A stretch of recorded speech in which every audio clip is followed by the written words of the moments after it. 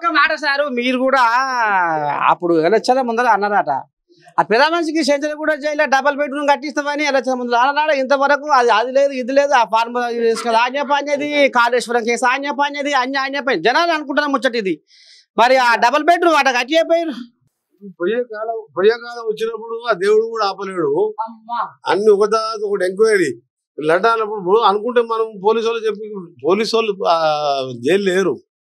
చట్టం ఉంటది, న్యాయం ఉంటది. మీరు దోచుకున్న కేసులు ఆధారాలతో సహా కార్ రేసింగ్ లో ఎట్లా తిన్నాడు. క్యాబినెట్ ఎలక్షన్ కోడ్ ఉన్నప్పుడు 54 కోట్ల రూపాయలు. 54 అంటే మామూలు విషయం కాదు.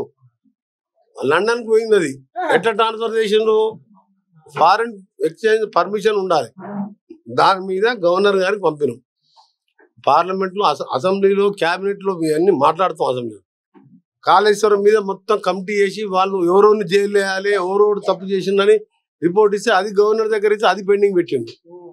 అందుకనే ఎవరు కూడా దోసుకున్నోడు ఎవడు కూడా తప్పించుకోలేడు.